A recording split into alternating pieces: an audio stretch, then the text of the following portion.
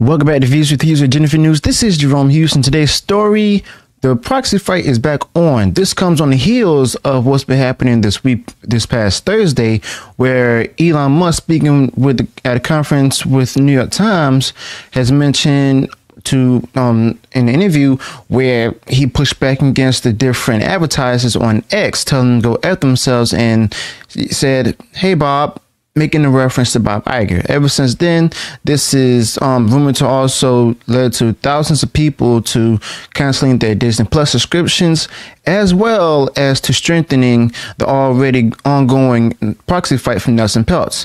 Now, if you have any thoughts about this, please share that with me in the comments below, because I want to know your thoughts about this. What do you anticipate on happening with Bob Iger as well as the board members, and what are you going to think? What do you think that Nelson Peltz to do with the board seats? So let's go ahead and dive right into this matter. Okay, so big story. Nelson Peltz has been announcing on and off that, well, he wasn't announcing on and off, but he stuck to his guns when he actually stated that he wants to have a proxy fight against, Bob Iger. Now, the fact of the matter is that Bob Iger, he also has a few issues of his own going on, to the point where Nelson Peltz is actually going on into actually making things a little bit worse for him at this point. But I digress. And Peltz is still looking to get more shareholders on the board seat, as well as the fact that he's trying to get a board seat for himself, like he did with Ike Perlmutter by getting his shares and stuff in the Disney stock. But it's an uphill battle, and this wouldn't be happening if it was for Bob Iger. So Disney and the Trian Fund Management actually released conflicting statements this past Thursday as activist investor Nelson Peltz's challenge set to resume. Trian expressed its intention to directly present its case for change to Disney shareholders after the entertainment giant rejected its bids for board seats early in the day. Trian, which recently increased its Disney holdings, holds a stake of approximately $3 billion. Okay, so remember that $3 billion being held at this point. Okay. And try and argue that Disney's performance has been lackluster, with shareholders losing around $70 billion in value since they offered Disney the chance to rectify its course in February. Now, according to Trian, Disney's stock price has consistently underperformed industry peers and the broader market for the past decade and throughout the tenure of each current director. Now, the investment firm highlighted low investor confidence, where those who are invested in it are losing faith and hope in the company making more money, as well as looming strategic concerns and Disney CEOs acknowledging greater challenges. Now, Trian also contended that appointing James Gorman and Jeremy DeRock to the board would not rebuild investor confidence or address the fundamental issues that have led to significant value erosion, despite recognizing them as improvements over the current situation. Now, Disney had announced these appointments the previous day, and that's the issue. These things has been announced by Disney. What happened with Disney? Bob Iger was one that also selected the board members for the current seats that they have at this time. Now, in contrast, Disney defended its track record of delivering long-term shareholder value and endorsed its new board members as a testament to its commitment to growth initiatives. Now, the company emphasized the substantial changes that it's undergone since Bob Iger resumed the CEO role, including workforce reductions, laying off people, and restructuring into 3 business segments. Now, Disney also indicated its intention to further reduce costs by $2 billion, raising its annual savings goal to $7.5 billion. Okay, and this may include cutting off and closing a few things as far as parks and entertainment. Now, Disney considered the ownership dynamics of Peltz and former Marvel Entertainment chair Ike Perlmutter as relevant when evaluating Peltz's request for board seats. Now, the company noted Perlmutter's termination and his personal agenda against Disney's CEO Bob Iger. Disney stated its progress in enhancing its film studio, expanding experiences segment, making the streaming services profitable, and transforming ESPN into a digital platform as key initiatives for its future. I could have sworn ESPN had a digital platform before called ESPN Plus. Okay. But I never digress.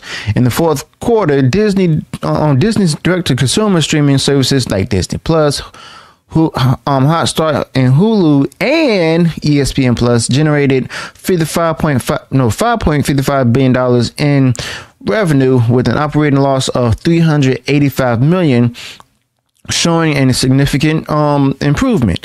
Now, Disney aimed to achieve profitability for these services in quarter 4 of fiscal 2024, according to Bob Iger. So the experiences segment reported revenues of $8.16 billion, a 13% increase from the previous year's $7.25 billion during the same period. Now, Disney shares have risen by 4% since the beginning of the year, but it's experienced a 5% decline over the past 12 months. And granted, even though it seems like a small amount, it's actually a great number where there's like a lot of millions of dollars, if not up to $1 billion, has actually been lost. Okay. So we have here an interesting battle intensifying between Nelson Peltz and Bob Iger. But like I said in the previous videos, all of these things wouldn't happen if Bob Iger didn't make the decisions that he made before. Okay. Now, Iger actually thought that cost cutting would actually resolve the issue. In reality, it's just, basically furthering it out, and reversing course on the quality of content would bring back the core audiences as well as gain new audience members. Okay. It also restores the philosophy that drove the company for decades, where they will go ahead and bring back family focused and simple entertainment. Now, if he doesn't do that, then he's just going to go ahead and struggle with regaining value for the Disney shareholders. Okay. The value in the company is lost, and shareholders have lost a lot of money. Okay. And unfortunately, it's not helping to maintain those shareholders. Instead, it's make people actually leave out who are already shareholders to sell their shares and move on to the next big thing. Now, unfortunately, the current board that Iger selected are far more focused on promoting a political agenda or a social agenda. And that's what's losing value in the company itself. Now, many shareholders would rather vote for someone who was willing to go ahead and get rid of all the political virtue signaling that the company has been doing, and get right back into simple and delightful entertainment for the family, because that's going to make them more money. Okay. Now, the Disney brand has actually lost its appeal, which is based on providing family-friendly, uplifting fun. Okay.